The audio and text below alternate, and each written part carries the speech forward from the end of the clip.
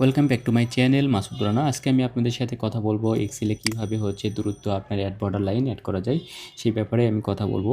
তো চলেন দেখা যাক। তো প্রথমে আপনি কী করবেন, ডেটাগুলো সিলেকশন করে নেবেন। তো সিলেকশন করে নেওয়ার পরে আপনি কী করবেন, অল্টার এইচ, তারপরে কী করবেন, বিতে চাপ দিবেন। দেওয়ার পরে দেখতে পাচ্ছেন এখানে অনেকগুলো অপশন আছে, সেখানে আমি এ চাপ দিলাম। দেখেন এখানে কিন্তু সবগুলো এ চাপ দেওয়ার সাথে সাথে আপনার কী হয়েছে, যে সবগুলো বর্ডার আপনার অটোমেটিক অ্যাড হয়ে গেছে। তো এটা অ্যাড বর্ডার মানে খুব দ্রুত আপনি একটা কী করেন, বর্ডার ইয়ে করলেন। তো এখন আমি যেটা দেখাবো আপনার এটা দেখাইলাম। এটা আপনি কী করলেন, এটার থেকে আপনি কী করতে চাচ্ছেন, অল্টার এইচ, তারপরে বি দিয়ে তারপরে আপনি কী করতে চাচ্ছেন, আপনার আপনার থিক থিক আউটসাইড বর্ডারটা কী করতে চাচ্ছেন, মানে আরেকটু মোটা করতে চাচ্ছেন, তাহলে কী করবেন, টিতে চাপ দেবেন। দেখেন আউটসাইড বর্ডারটি কী হয়েছে, একটু মোটা হয়েছে। তো এখানে কী করতে চাচ্ছেন, এই বর্ডারটি এইভাবে সেম সিস্টেমে ম্যানুয়ালও করতে পারেন, অথবা আপনি কী করতে পারেন, এখান থেকে আপনার এই ডাটাগুলো ধরেন, এই যে টোটালটা আপনার ইয়ে করতে পারেন। এখানে ধরেন কি যে নেম দিয়েছি আপনার অলিভা, মিলাম, তারপরে ইমা, সোফিয়া, ইভা, অলিভার। তো এই যে একটা আলাদা আলাদা নেম বা এই নেমগুলো আলাদা করার জন্য সেলগুলো আপনার অনেক সময় কী করতে হয়, আপনার বর্ডার দিতে হয়। তাহলে এটা কুইকলি কীভাবে দেবেন, ওকে, সেটাই আমি আরও ডিটেলস আপনাদেরকে দেখানোর চেষ্টা করতেছি, যে আপনি দূরত্ব কীভাবে দিবেন। সেই দূরত্বটা দেখানোর জন্য আমি পরের ইয়েতে দেখানোর চেষ্টা করতেছি। তো এখানে কী করবেন, যে ধরেন এই সেলটা অলিভাকে আপনি কী করতে চাচ্ছেন, অনলি আপনি বর্ডার দিতে চাচ্ছেন অলিভা। তাহলে Ctrl+Shift+7, দেখেন অলিভা বর্ডার হয়ে গেছে। তারপরে দেওয়া চাচ্ছেন সোফিয়া, Ctrl+Shift+7। মানে একটা অনলি সেল আপনি কী করতে চাচ্ছেন, যে আপনি বর্ডার দিতে চাচ্ছেন। Ctrl+Shift+7 দিয়ে আপনি কী করলেন, যে একটা এটা কী করেন, একটা সেলে আপনি বর্ডার দিলেন। আপনি চাচ্ছেন এইটুকু বর্ডার দেবেন, Ctrl+Shift+7 দিলেন, এইটুকু বর্ডার হয়ে গেল। তো আপনি চাচ্ছেন যে টোটাল কী করবেন, আপনার বর্ডার লাইন দেবেন Ctrl+Shift+7, ওকে। তো এরপরে আমি যেটা বললাম, যে কি এটা সবগুলো সিলেকশন করে নিয়ে কী করবেন, অল্টার এইচ, বি, তারপরে কি চাপ দিবেন, শর্টকাট কি বলে দিলাম এর আগে, আপনারা বলেন, এ চাপ দেবেন, মানে অল, মানে অল, এ মানে অল। তাহলে কি দিবেন, এখানে আমি আবার দেখাইতেছি যে এটা কি করলেন, আপনার অল্টার এইচ, বি দেওয়ার পরে আমি কি করতে চাচ্ছি, নো, মানে এন চাপ দিলেই নো বর্ডার, এই নো বর্ডার করে নিলাম। নেওয়ার পরে আপনি শর্টকাটে কী করবেন, সিলেকশন করে নেওয়ার পরে অল্টার এইচ, বি, তারপর অল দিতে চাই, তাহলে কি হবে, এ চাপ দিলে পরে ওকে।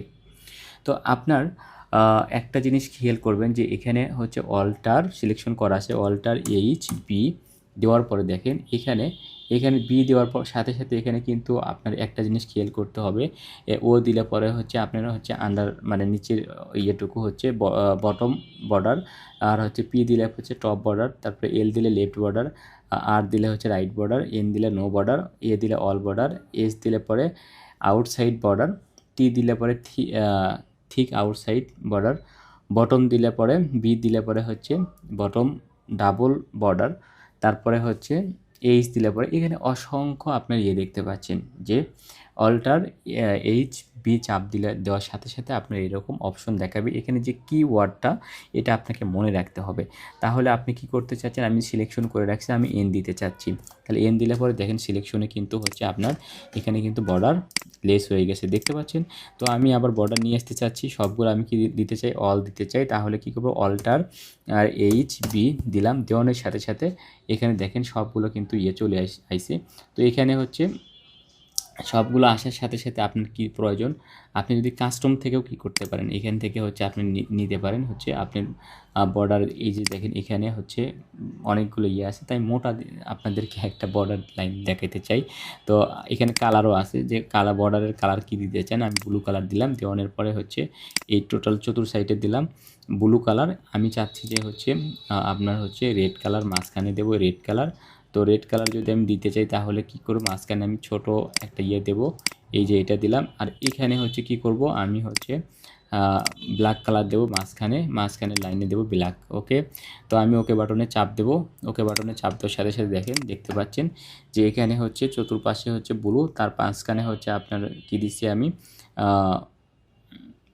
কী দিছি, এটা হচ্ছে রেড কালার দিছি। এখানে আমি কি করতে চাচ্ছি, এটা আপনার একটু এর থেকে আরেকটু থিকনেসটা বাড়াইতে চাচ্ছি, এখানে মোটা দিলাম। দেখেন এখানে কিন্তু বর্ডার হয়ে গেল। তো আপনাদের হচ্ছে যে বর্ডারের যে ইয়েটা, যে এখানে কুইকলি কীভাবে অ্যাড করবেন হচ্ছে সেটা আমি দেখালাম যে খুব শর্টকাটে। তো এই বর্ডারগুলো আমি উঠিয়ে দিয়ে আমি কি করব, আমি অল্টার HBN দিলাম। দেওয়ানোর পরে আমি হচ্ছে সুপ্রিয়াকে অথবা ইমাকে আমি অনলি বর্ডার করব। লাস্ট আমি ফাইনালি যে এই ভিডিওর উদ্দেশ্য যেটা, Ctrl+Shift+7 চাপ দিয়ে আমি একটা কী করলাম, বর্ডার দিলাম। আমি টোটাল বর্ডার দিতে চাই, তাহলে কি করতে হবে, আমাকে Ctrl+Shift+7 দিতে হবে। তাহলে কি হলো, সব মানে ইয়ে হয়ে গেল।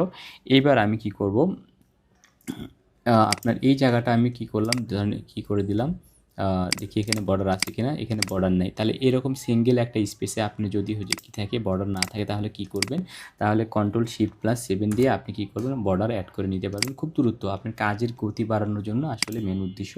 তো এইভাবে আপনি কি করতে পারেন, আপনার কাজগুলো আপনি দৈনন্দিন কী করতে পারেন, দ্রুত গতিতে আপনি কাজগুলো শেষ করতে পারেন। তো এভাবে যদি আপনারা কী করেন, প্রত্যেক দিন এক্সেলের যে কোনো একটা যদি আপনার হচ্ছে কী করতে চান, আপনার শিখতে চান, তাহলে কি হবে, আপনার প্রতিনিয়তই আপনার কি হবে, যে আপনার এই কাজগুলো একটা একটা করে যদি শেখেন এই ভিডিওর মাধ্যমে, তাহলে মনে হয় যে কি আপনি 3 মাস যদি এই ভিডিও কন্টিনিউ যদি ফলো করেন, আশা করি যে আগামী 3 মাসে আপনি কি করবেন, যে আগের 3 মাসের তুলনায় পরবর্তী 3 মাস আপনি কাজ করবেন, সেটা সুপার ফাস্ট এবং ইজি ওয়েতে আপনি কি করতে পারবেন, ম্যানেজমেন্টকে একটা রিপোর্ট দিতে পারবেন। আমি এইটুকু আশা করি। তো আপনাদের কাছে যদি আমার এই ভিডিওটি ভালো লাগে, যে আপনাদের জন্য আমি হয়তোবা ভালো কিছু দিতে পারতেছি না, তারপরও আমি আশা করি যে কি এইটুকুর মাধ্যমে হয়তোবা যারা বেসিক মানে আপনারা হচ্ছে শিখতে চাচ্ছেন এক্সেল সম্পর্কে, তাদের জন্য এই ভিডিওটি, তারা সুপার এক্সপার্ট, তাদের জন্য আমার এই ভিডিওটি না। তাদের জন্য শুভকামনা থাকলো যে আপনার কাছ থেকেও আমার হয়তোবা অনেক কিছু শেখার আছে। যে যদি সুযোগ থাকে কমেন্টের মাধ্যমে জানিয়ে দেবেন যে কি যেভাবে মানে বললে পরে আরও একটু মানে কি হবে, ভালো হবে বা গোছানো হবে। তো তো আপনাদের জন্য আমিও দোয়া করি, আপনারাও আমার জন্য দোয়া করবেন। সবাই ভালো থাকবেন, সুস্থ থাকবেন। আজকে এই পর্যন্তই। আল্লাহ হাফেজ।